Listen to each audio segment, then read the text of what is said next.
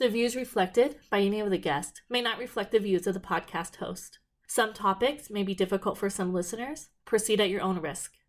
This podcast does not replace psychotherapy or advice and is for entertainment purposes only. Welcome to Hopology, Stories of Hope, Healing, and Resilience. I'm Christina. Today we're going to be speaking with Jose from the podcast Finding Arizona. Finding Arizona is an Arizona-based podcast, obviously, that highlights businesses and individuals from this wonderful state. Jose shares about his passion for running and how it connected him with his Hopi culture.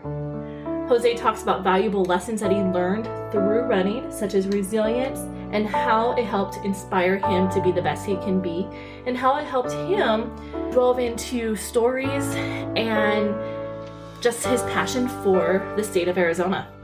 So I'm really excited for this episode. I know you will be too. We'll be right back after a very short break.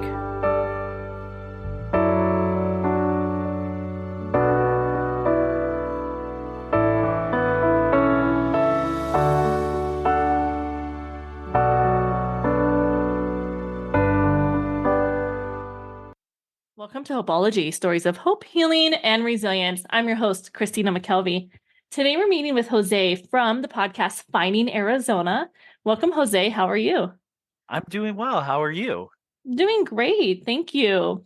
I was just on your podcast and I had a lot of fun. And so thank you so much for returning the favor and being on mine and, the little bit that you shared with me about your story of resilience. I'm super excited to dive into that. So let's start off with, our audience just telling us a little bit about you. Yeah, absolutely. So I'm half Puerto Rican, half Hopi, and the resilience story, it's part of my life and it's integrated on so many levels. So I'll just say that I grew up and was born here in Phoenix, Arizona, and then my family moved to Allentown, Pennsylvania, and that's where I spent a predominant time growing up, living in this house and, I have a younger brother and just knew only that life, knew only that city life, and understood that I am culturally from this tribe, this very, very small, very recluse tribe out in Northeast Arizona. And I've only ever seen videos and recordings and photos of that tribe. I've visited once when I was 6, I want to say, and then another time when I was 10. But really, didn't really get it until my mom one day told me we're going to be moving away from my childhood home and moving in on the reservation and moving there until I'm completed with middle school, high school. And that was hard because you see and understand and only know this one life. And, I was starting to make really, really great friends at that time and what would have been and kind of are lifelong friends that I grew up around. And it was difficult to say, hey, I'm going to be moving away forever. And so that was probably the first hardship of my life, is just realizing I'm not going to be living in this city life and moving away from everything that I know and understand and going into this new, I absolutely say this new world. Yeah. Because it's very different out there on that scale, and that understanding of culture and diversity is different out there, very much so. So it was tough. It was tough in the beginning to, the one story that sticks out is I got into not a fight, but just in an incident where I got into physical activities with someone the first week out being moved into the reservation, and got into it with my mom, told her I didn't want to be there, told her I didn't like living there, and it was a very big-ish fight. And from my mom's perspective, she probably felt a lot, being that this child that she's had for this many years never really got into incidences, never really was in trouble, now is fighting, and now is experiencing this hardship and crying and doing all these things that's not normal to him. So it was that, that kind of hardship of my life, but also started a new story and a new chapter of who I am growing up as a teenager in this world that I didn't understand, this culture that I didn't understand. And I can kind of get into it more if you'd like. I don't know if there's any stories that you want to hear, but it's like, again, moving away was the big real crux of who started this, what I am today. Mm-hmm. But yeah, I, then move into high school, starting to understand the culture, starting to understand what it's like to be this person, Mm-hmm. and, moved into wanting to be more, uh, a part of the group, a part of, the society, and realized running was a big part of it. And this lifestyle of like, the tribe has a lot of ceremonies and a lot of people who run long distances, and that's who they are and a part of who they are. So I took it upon myself, like, okay, well, I kind of backed into it. I wanted to do football, but I ended up hurting myself and Oh. breaking my collarbone. My cousin, who was there helping me recover, is like, hey, why don't you just come run with us? You don't need your shoulder to run. You don't need your shoulder to do that kind of physical activity. So I took a shot, was like, okay, I'll give it more, I'll try it out and give it a shot. And that turned into, I like it. Let me see if I can actually go into, instead of the football team, let me do the cross country team. And so that turned into a thing, and it's just really propelled me into the society as a whole, who they are Mm-hmm. culturally and who they are as a whole. And I was like, oh, okay, so this is something. And I stuck out with it and was in track and was in cross country and, did a lot of running. So yeah, it was just, and then it propelled me into college. That has been it was a transition, but the Mm-hmm. resilience at that time from high school and, gave me opportunities that I think I wouldn't have had if I didn't have resilience in an early Mm-hmm. teenager year, that I didn't, it's all propelled me into who I am today. Yeah. It's interesting. So it sounds like you moved to Pennsylvania from Arizona, and then you lived there for some time, and then you moved from Pennsylvania back to Arizona, but Yeah. to the Hopi reservation. Yeah. And I Okay. was like 3 when I moved from Arizona to Pennsylvania. Mm-hmm. So I didn't really know my child, like, you don't really remember those early memories of like, Arizona, being living there in an apartment building. I Right. see photos that my dad showed me and my mom showed me that they've had an apartment there. They, I can kind of backtrack, and they show me photos and I'm like, oh, I know where that is now. And like, Mm-hmm. Mm-hmm. I've been living here in the valley long enough to be like, oh, I know where they used to live. I know certain elements of like who they were as individuals, having 2 kids and then wanting to move away from that place where they were at to help their kids get better education, want to try something new, be around friends and family. And so, yeah, my dad, being one of 5, had, a lot of family, and his parents were like both one of 10. So they had more family than my mom, who is Okay. one of 3, and they all predominantly live on that small reservation. Mm-hmm. And so my dad made the choice sort of like, let's try something else. Let's Mm-hmm. go to the East Coast and let's, try living out there for a while. And my mom was on board. And then come the time that we were moving, she realized, I want my son to have a college education. I can't do that with where we are right now, Mm-hmm. but I know that the tribe can help him if he's in school, though. Like that was the main crux, was like, he has to be educated in our schooling before the tribe can say yes to helping him out with his college education. Okay, so you had to be on a school on the reservation in the Hopi school district, or Yeah. okay, Yeah, okay. and be there for a certain amount of time, which was Mm. all throughout high school. Essentially, you had to be there for the 4 years so that they can help you out. Also at the time was my grandparents retiring. My Hmm. grandmother was part of the school education system, and she was retiring. My grandfather was running into some health issues that my mom wanted to be there to help, you know, caretake, help provide some sort of helping hand as well, and Yeah. be there while he's going through it.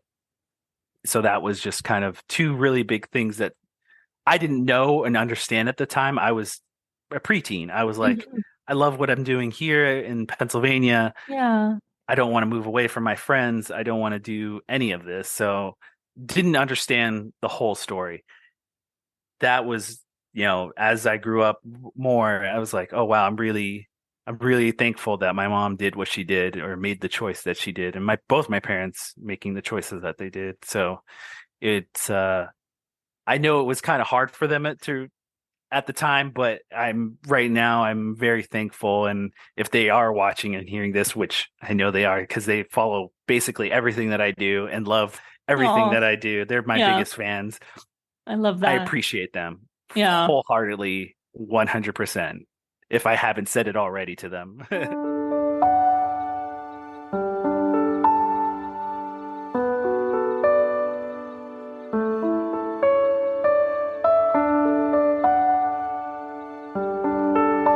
Being able to step back as an adult and objectively look at your childhood, I think can be it is a healthy thing. Not I think it is healthy to do Hmm. that. And you're able to do that, be like, oh, I'm very grateful. Maybe at the time it was hard to understand, but now you're Yeah. like, oh, that makes sense. I'm Yeah. glad they And did that. the thing that stood out too, it's like, I'm a father now, and Mm-hmm. he's 3. He just turned Oh, 3.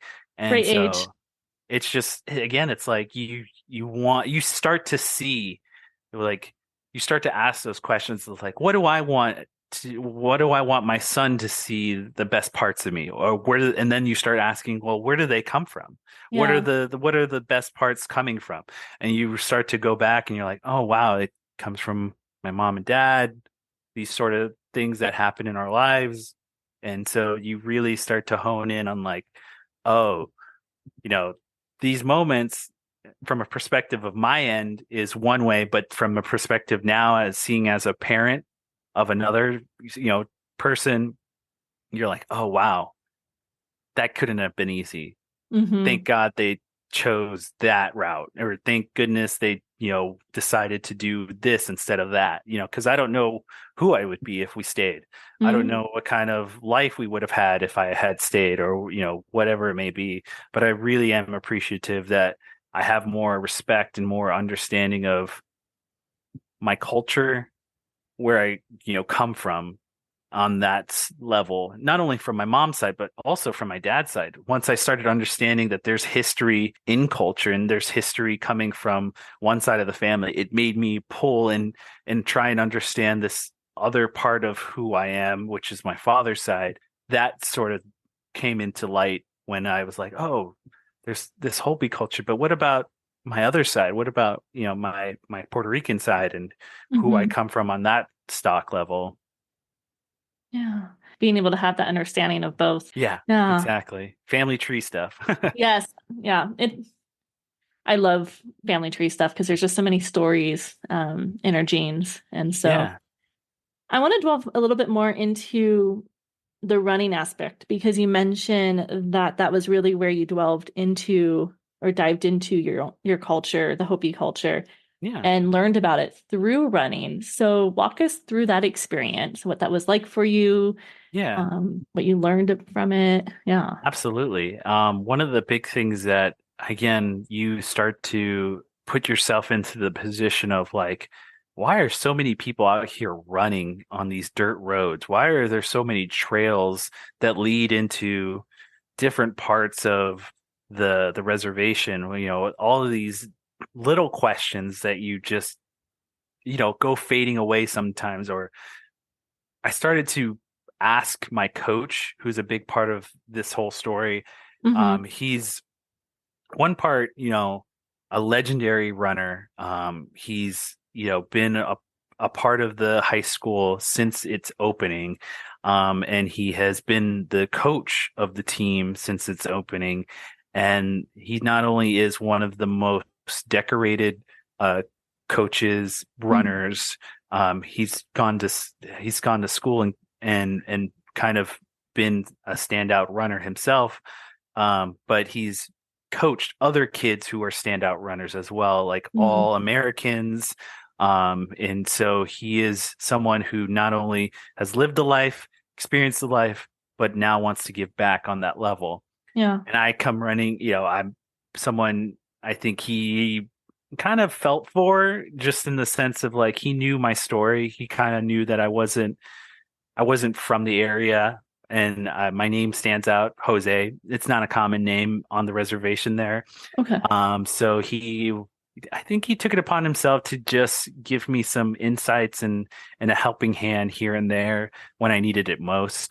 Um, the big element about running is on the Hopi reservation and in the Hopi culture, since the time that they have a story about their emergence, the running aspect, providing water to places that aren't water filled. So going from springs that are naturally existing on the land and moving it towards the villages, that's a big aspect that you're looking at running and providing it to the families, to the tribe itself. That's a big element. And then running, we are a predominantly, village to village kind of living culture. And so, there's only one way that you can get from village to village is with your own 2 feet. And how do you do that in the fastest format? Running is a big element of that. So I understood that. I don't know why, on a rudimentary scale, from early high school age. Hmm. And so I find it very, I guess I just kind of connected with it. And so I wanted to, dive deep into who these runners are on the team and who these guys are individually. And I really put it upon myself. I'd said that I had injured myself Hmm. to really, like, I need to catch up to these guys. I really want to catch up to these guys because these guys are good. They're running times that are, all state times. And I'm impressed by that. I wanted to be like them. I felt like they were the bee's knees sort of deal. Mm. Like, they are very cool guys. They stand out, and they Yeah. are athletes on a very good scale. And so, you And what's know, the time, running time when this, you said it's all state? What does that mean oh for man, a non-sports person? I'm talking, what's it? So cross country is 3.5 miles, Okay. and I want to say they're running sub 20s, something like that, of like times. I can't remember off the top of my head, but where's the I have I have like a little like shadow box of like clippings from there, and I can't look at it. I can't see it right now, but they give the times. I think it was like 19 minutes or something like Okay. that. It was fast. It was fast, and they're fast guys, little, small, compacted, fast runners. And I was taller. Like, I was in this photo, I'm taller than my coach, taller than my assistant coach, and I'm a junior in high school. And when I was participating in the Hmm. state finals. So again, I'm like really striving to push myself to be a part of this team and be, um, trying to get to their level. Yeah. Along the way, at the time when I first started, I was a big kid. I was, probably somewhere upwards of 200 pounds, 230, something like that. Lost probably, I want to say, somewhere between 80 to 90-ish pounds of weight, to drop down to like one something, like 125 at the time, I At think. 6, you said you were 6'2"?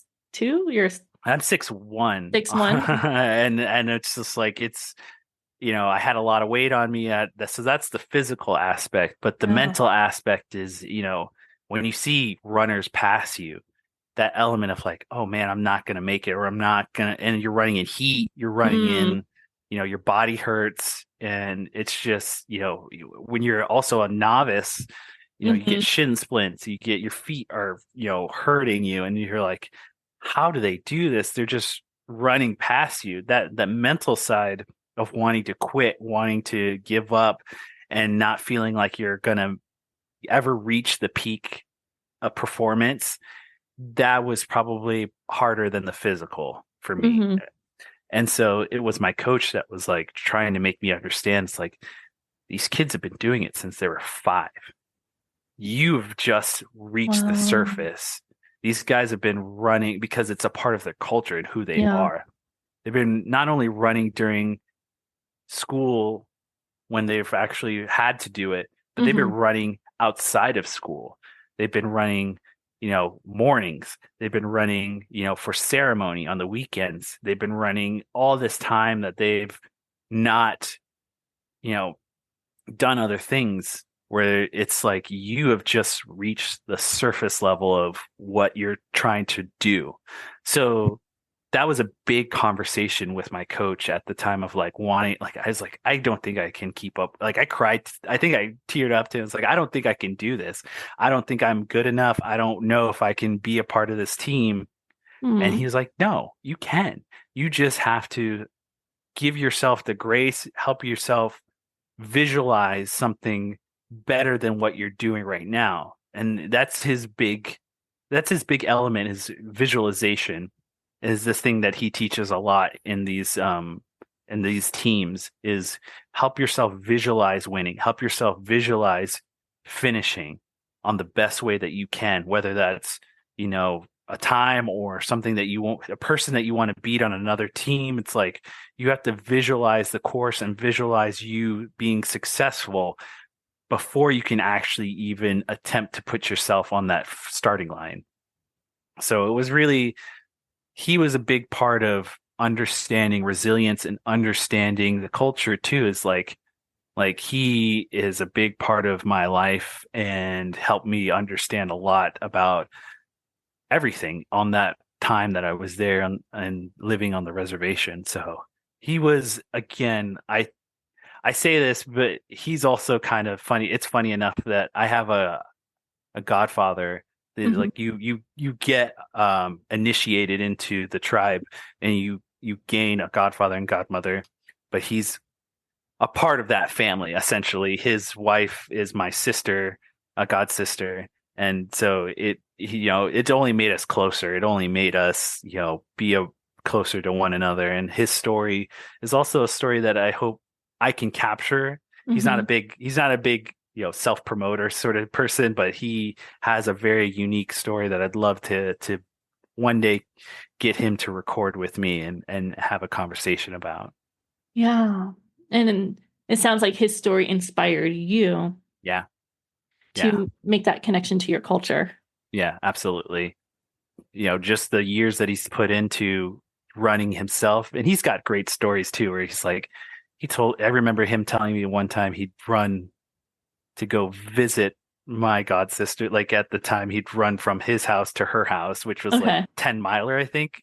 So he's like running 10Ks just to go see his sweetheart. And it's just like, it's those types of things that made me bond closer with him, and just really, again, see him in a different light. Hmm.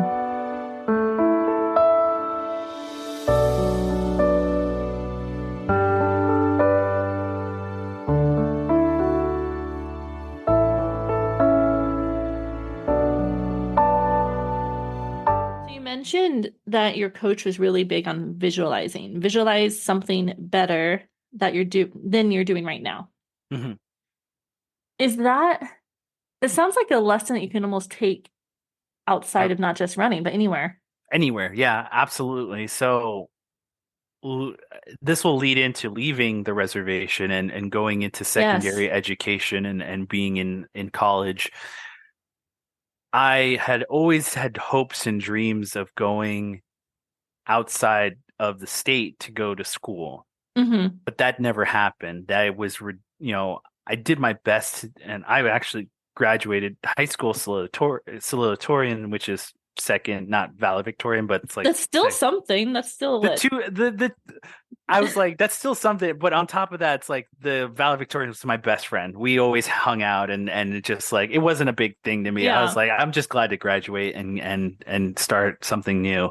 Um, so that visualization, realizing that's like my hopes of going outside of the state to go to school weren't coming true, but I got accepted into the state college ASU, and I was like, okay, well, they're offering me a full ride scholarship and to Hmm. help me with my education. That's not nothing. So I took it upon myself, okay, the dream's not over. It may be looking different, but you are still doing something that not a lot of Hopis get a chance to do. So what are you going to do with it? And Mm. how are you going to go about this new opportunity? And how are you going to continue your life in this kind of, and I had to visualize. I really had to put myself and visualize, okay, I'm going to do this. I'm going to, graduate. I'm going to, work hard, and I'm going to keep, trying my best to, do all these little things along the way as well. Yeah. And I wouldn't have succeeded because, again, like college is not, I'll put this in kind of data format. Hmm. I think one in four actually go on to the second year.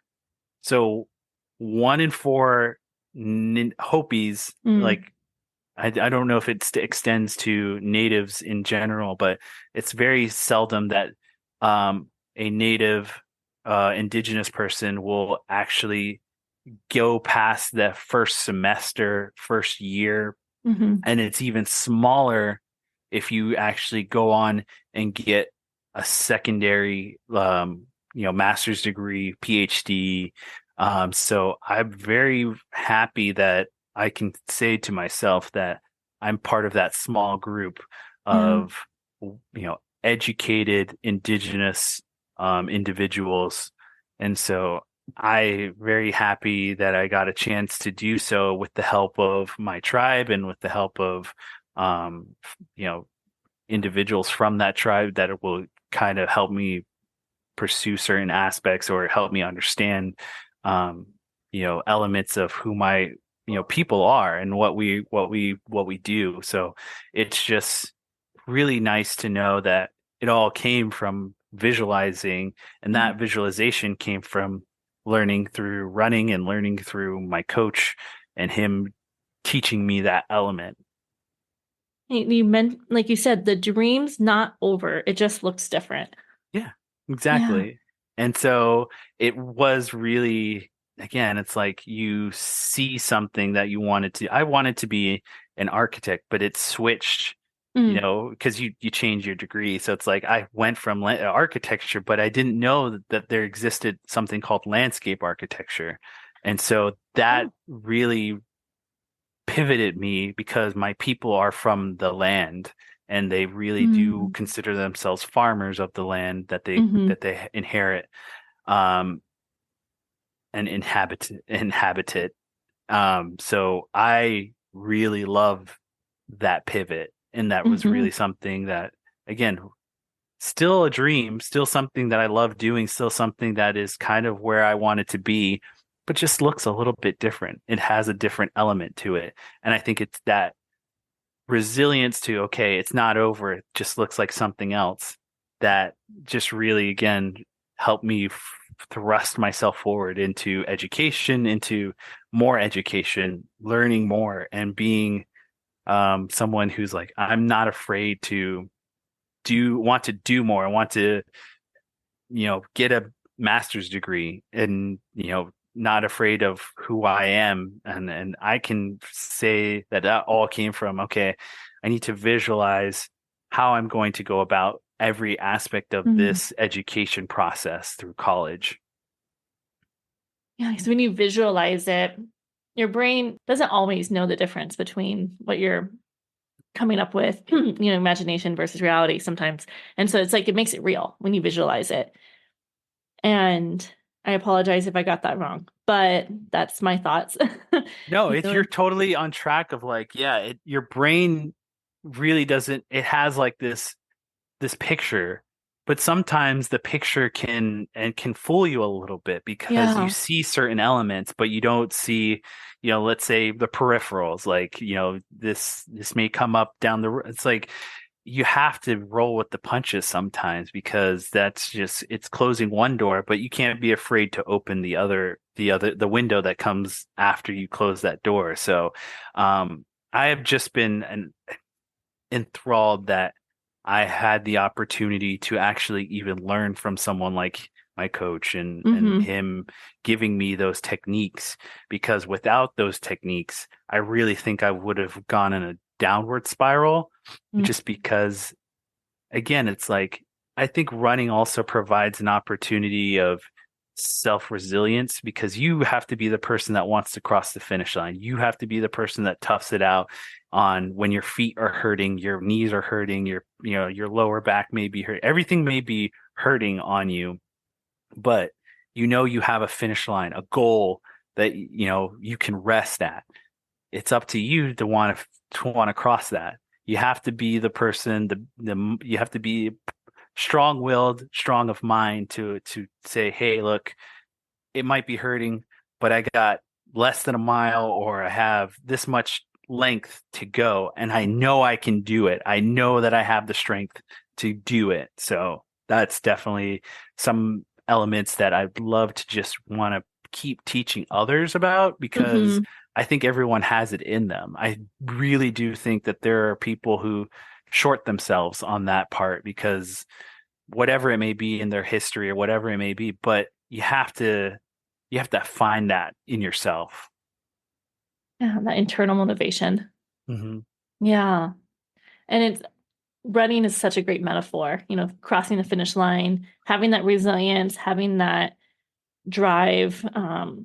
When you think you want to give up, just keep going, pushing forward. So I think running is a great metaphor for what you want to share with others. Did you continue to run in college?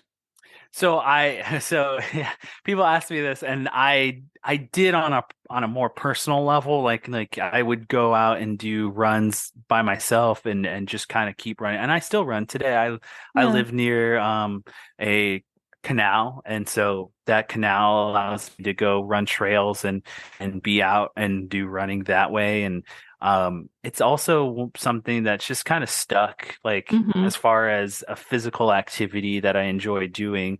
It's always there. It's always possible. My knees are still kicking. They Oh, that's they good. they're not too creaky. I'm still able to get out there and do what I need to do. So yeah, it's just something that I love doing it. And I think an element of like has always been there, where it's like it's always going to be a part of your life. It's always, as soon as I found out that it's part of my culture, it kind of clicked in my head, and it's like, oh, so this is always going to be with me. It's always not going to be a thing, and it's not going to go away. I am going to be a continual runner in some sort of fashion, but also in my head, I'm like, I also kind of want to give this down to not only my son, but I have nephews that I want to share this with them and teach them the same things that I was taught, which is Mhm. that visualization, so that they can use it to help them succeed and help them with whatever difficulties that may come across them. And what would you say is the biggest lesson or benefit you've learned from being able to practice a visualization and The biggest, I guess, the biggest thing or the biggest benefit, I mean, again, I think is the self-talk, self-motivation in Mhm. those little hard times too. It's like with those little hiccups in life where maybe you think you messed up. It's like, okay, I may have messed up, or I may have, you know, made a mistake, or may have, not done something right. Yeah. To have the discipline and the techniques to say, okay, well, how do I correct this? Or how do I, it's going to be okay. Where do you find the silver lining in the cloud? Um, you know, that's I think that's the greatest benefit of all, because Mm. you all have struggles in life. We will all have something that comes across our table that will, knock us down. I think for me, I have always strived to really, again, have self-positive talk, or have some kind of that, so trying to find that silver lining. That will always be something that I reach for, and something that I want to be educating and advocating for, is like, yeah, we're all imperfect, but you can provide yourself with the ability for hope and the Yeah. ability for something positive. Yeah. That discipline, that again, it goes back to that internal motivation. And I Yeah. just also love how, with your story, that progression of, moving away to the East Coast, which, you said you were 3, but so different from Arizona, and then moving back to northeastern Arizona, which is very different from Phoenix, Yep. on the Hopi reservation, and reconnecting to, is it your mom or dad's side? It's my mom's side. Your mom's side, your Hopi culture through running, a tradition that I'm assuming is probably thousands of years old. Yeah.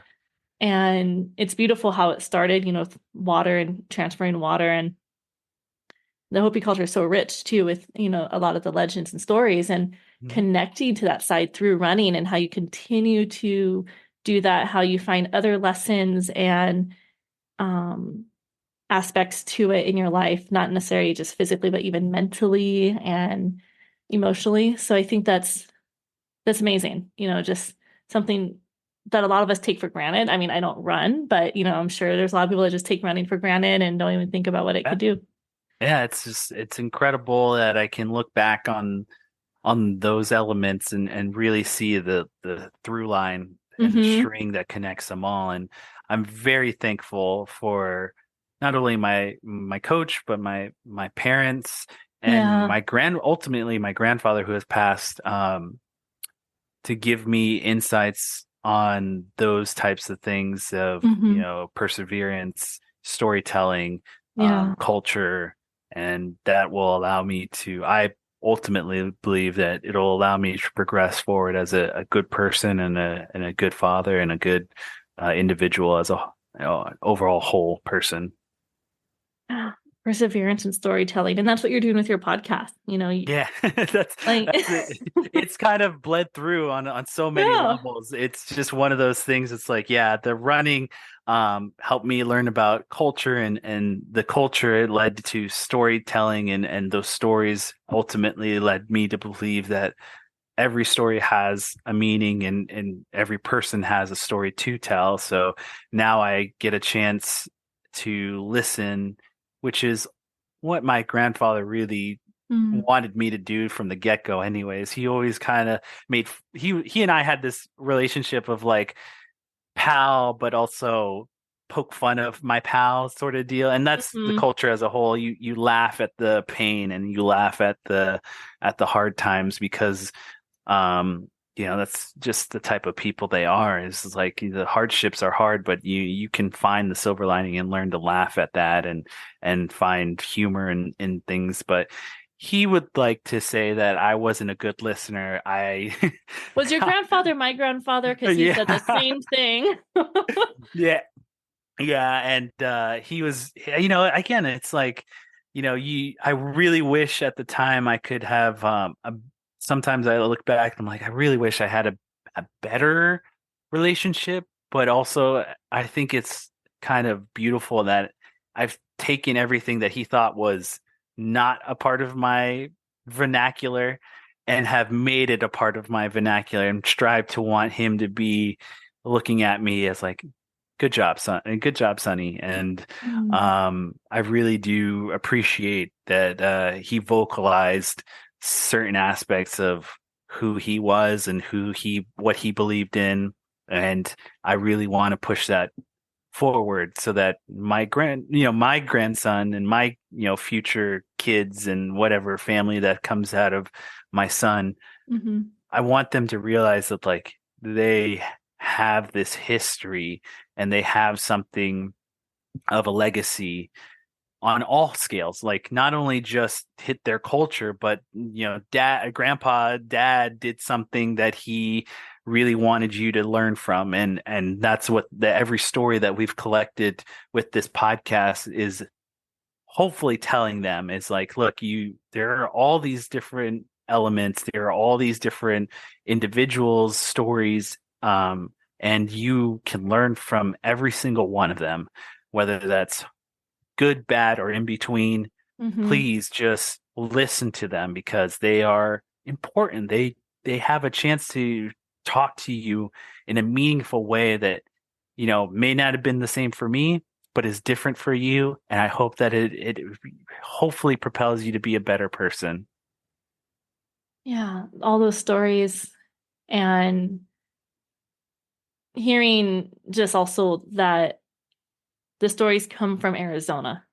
Yeah, Yeah. I think that's a really great aspect that I sometimes, like, people say, it's like, have you painted yourself in a corner? I'm like, not really, because you know Arizona's ongoing change in its melting pot will Mm-hmm. continue to keep moving forward and keep moving in different directions that I will never, like, there's so much that I haven't captured and so much more that I need to go out, and because we've dealt with a lot of the valley. I haven't even touched most of, the outside towns and cities that have so many unique stories on themselves that I've heard from other elements of podcasting, books, Mm-hmm. magazines, other cultural writings. So I think that that is something that I never would consider myself, like, painting myself in a corner, because there's so much more here in just a single state and in all different other states. I encourage others to go learn about their own history of state, where they come from, family, and whatever it may be that, you're interested in, or, have questions about. Do your own education and dive right into it, because you'll find something that really stands out Mm-hmm. on so many scales. It's very grounding. Mhm. It's also very Yeah. grounded. Like, there's Yeah. one part, there's the high. We could sit here and say, you'll learn elements of yourself and be all, like, this high education ivory tower sort of situation, but also at the same time you're learning this grounding, like, elements. There's definitely something about it where it's like you can even say that it's a circle of life, that, like, it'll just kind of spiral back into one another. It's like these old stories help speak to these new stories and back and forward again. And I don't know, it's beautiful to me because I can see it with my own eyes and ears, and Yeah. I I can see it, but I can't really explain it, because Almost you like have to, rooted. yeah, Mm-hmm. you have to partake yourself. Like, you really do have to allow yourself and open yourself up to it. And I feel like a lot of podcasters do. I feel like there's a lot of podcasters who really get it, and you're one of them. This hopology and who you are, and that you'll learn from my episode with you. It's like you have this element of, like, your story that you're bringing into your podcast, and you will definitely share the elements based on these other stories, but they all connect into this really beautiful tree of life that will really show off, the grounded roots, and also the high, beautiful, stories that are the leaves, and, yeah, everything in between. So I rarely do I ever find a podcaster who doesn't get that element. Oh, well, thank you, Jose. And Absolutely. it's it is fun just to hear the different stories of individuals and perspectives, and you know, storytelling is a part of the Hopi culture. Mhm. And just you're doing that. Yeah, Yeah. I hope my grandfather is a little bit proud of me, just from that point and perspective, because that's something that I've always wanted to share with him, is that I have stories too. Like I wish Yeah. he was still here, where I could be like in sharing with him, where it's like, Hmm. look at the story I captured, like, or look at the thing that I heard about, and what do you think about this? And I think he would be very I think he would be another big fan of mine, like my parents are, where he just like listens to every episode and is really happy about them. And I think hopefully he will understand that even though I may not have been his, you know, what he thought in the beginning is different than what he can see now. So The growth. the growth, yeah, see the Yeah. growth.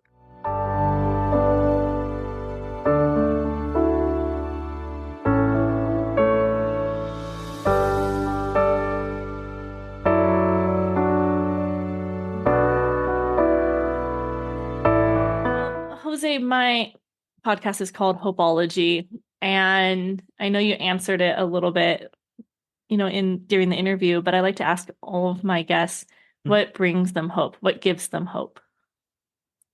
I think we talked about this, but yeah, it's like the stories, Yeah. old, new, they all bring me hope, because I can see the silver lining. I can see the where it comes from, and being not only the person who's listening, but also Mhm. wanting to connect with the individual behind it. The those stories really do bring me a level of like, I not only learned something, I am better from it, but Mhm. also, wow, look at it's all part connected in some sort of way, whether it's, someone doesn't know who they are, or is having a difficult time, but they, overcame it. Like, these are all elements that we can all appreciate and learn from. And so the stories themselves really do provide me hope, because no matter how tragic or how hard it is, I can see the silver lining in who I am. So Yeah. I hope that when people listen to me, I can provide something of a positive outlook and provide some sort of hope for them. And that is, the best compliment I could get is, you provided me hope, Jose, or you really do see things in a positive light. Mm. Yeah. Well, thank you. And Thank you. tell our audience where they can find you. Speaking of sharing stories and Yeah. podcasting. Absolutely. So I like doing this outro, because I'm getting better and better at it every day. You can hear every episode of our podcast at findingarizonapodcast.com. If you want to find us through social media, that's under Finding Arizona Podcast under all platforms. And if you'd like to just send us an email, tell us who you want in next, or say congratulations, good job, whatever it may be under the sun, that's findingarizonapodcast@gmail.com. And I hope to hear from all of you. I hope that you guys will become fans of us just as much as I'm a fan of Christina and Hopeology podcast now. And kisses, hugs, and belly rubs to our four-legged friends. Oh, I love that. Kisses, hugs, and belly rubs to our four-legged friends. That's my Bob Barker outro, because I was always a fan of Bob Barker and his like Yeah. spay and neuter. I was like, how do I make that my own, or how do I, I don't know. I think I He's in heard it the somewhere. background. That's That's the no, that's doll. that's Bob Ross. So Oh, I'm a big fan of Bob's in general. So that's apparently. that's the painter Bob Ross. That's right. Oh my He's goodness. he's my designer, painter, creative person that I seek to. But when I was thinking about, it's like, I have to find a way to like close a conversation in a very Mm-hmm. positive light, or end the episode in a positive manner. What's better than our four-legged friends? Cats, dogs, anything in between. Um, yeah, we love them. Give them hugs and kisses. Hugs, kisses, and belly rubs to our four-legged friends. Well, we'll Yeah. end there. Thank you so much, Jose, for being on here. And I just am looking forward to continuing to listen to Finding Arizona and the guests you bring on and the stories you tell. And yeah, I appreciate it. And thank you, Christina. You have a wonderful day. You too.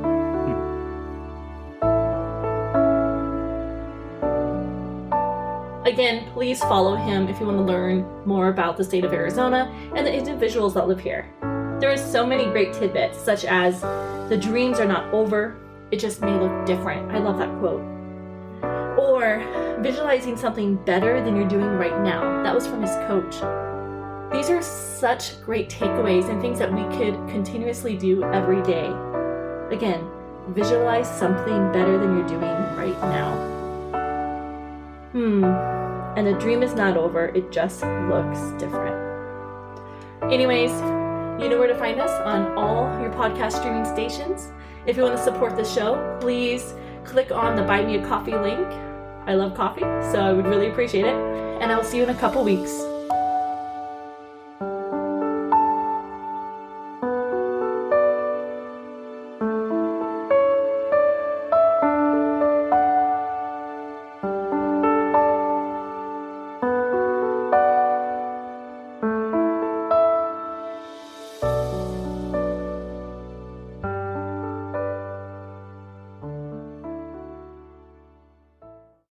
Thank you for listening to Hopology. If you enjoyed today's show, please leave us a review. To learn more about us or listen to past episodes, you can find us on all your podcast streaming stations. If you are interested in being a guest, or if you have any feedback, please email us at hopologypodcast@gmail.com. You can also support our show by clicking on the link in our show notes. Please also follow our Instagram page, Hopology Podcast, and visit our website, www.hopologypodcast.com.